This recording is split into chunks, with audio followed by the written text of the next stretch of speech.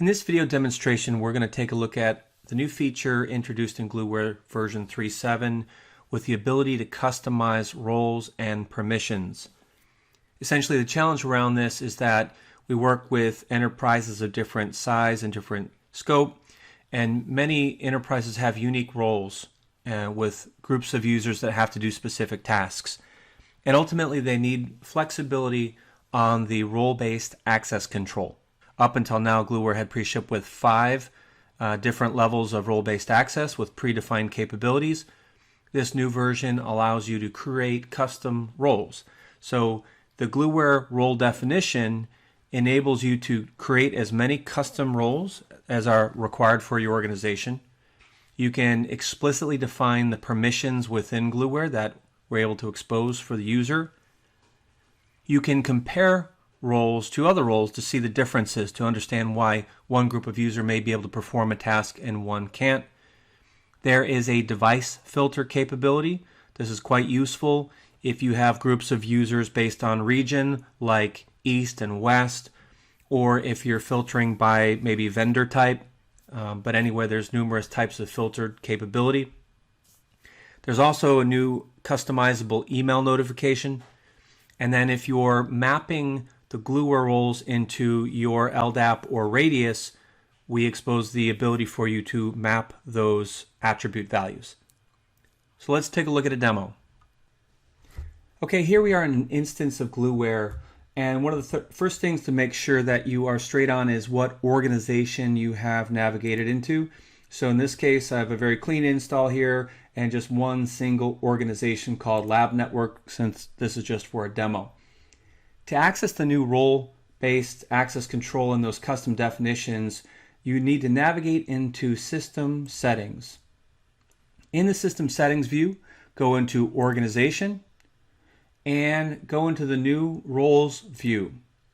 So here in the Roles view, when you navigate in, you're going to see the existing roles. So in most standard installations, you're going to see the 5 default roles that are there: as operational admin, read-only admin, system developer, and write admin. This particular org has one additional custom role already created. But let's look at how to create a new role. So we simply click on the Add New Role and we name it. So for this demonstration, I'm going to call it NetOps Tier 2 West.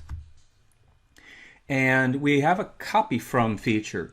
So copy from is quite useful when, let's say, you know the Gluware roles already and you want to make it very similar to an existing role but make some customization. I'm going to use the copy from feature and select the copy from a operational admin. So I hit create. So what you see here now is how I can view the role and define the role. So I see my name. I see a description I can customize. I see if the role is enabled or disabled, and I have the option to click shared. When I enable shared, the role is available to all the children organizations that, in this case, I have an org named Lab Network. If I had underlying organizations under that org as a parent org, this role would cascade and be available within those as well. So now we're in the viewer here to view the actual permissions that we have available. And they're primarily broken down based on the Gluware applications like the model editor for config modeling, workflows, config drift and audit, OS manager, as you see here. And what you're seeing is there's a compare view with the operational admin. So right now, if you just glance down what this role has versus what the operational admin has, you can see it's fully a match because we've copied that role over. Okay. Now let's go ahead and customize.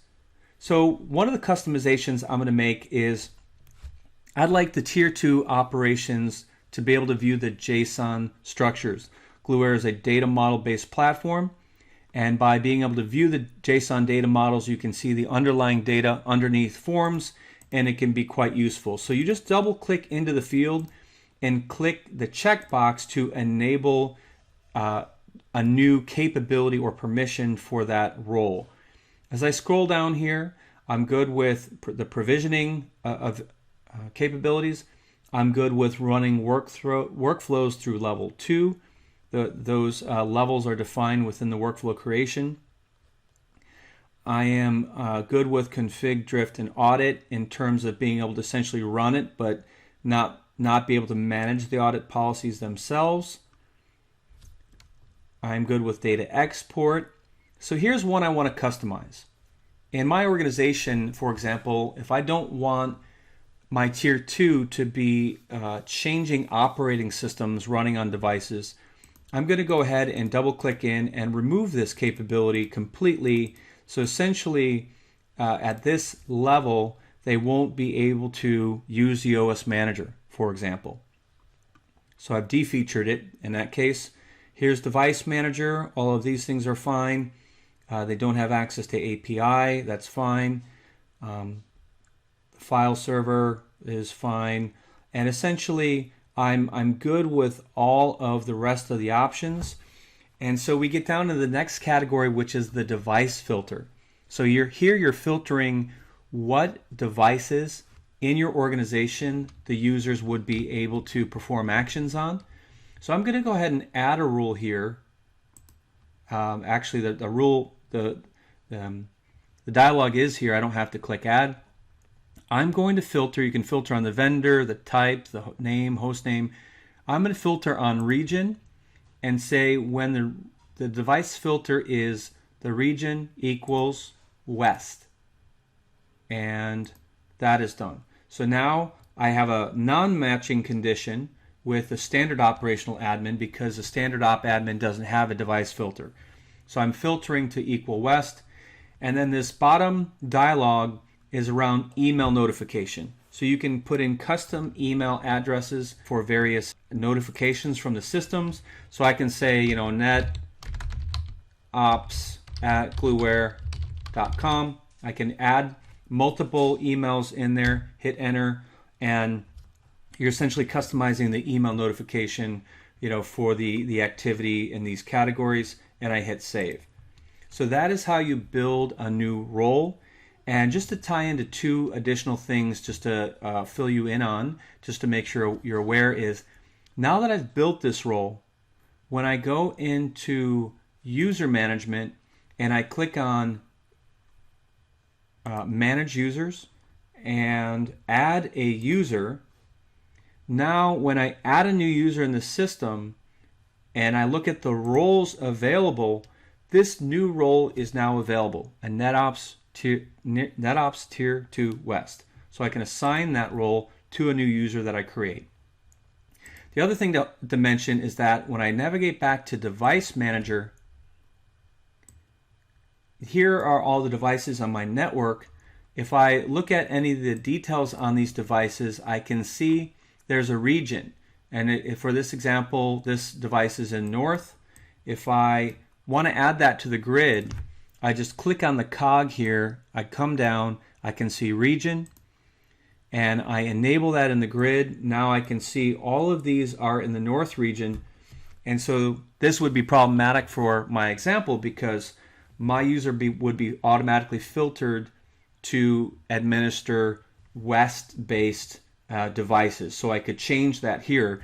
But that's pretty critical when you're enabling a filter. Understand what you're filtering on and make sure your user will be good to go. So the only last thing to mention is that if you are synchronizing Gluware with your own LDAP or radius, you have to enable in Gluware to pass those attributes from Gluware, and you have to have those attributes set up on your side as well. So for more information on that, you can check the help. But for now, this concludes the demonstration. Thank you.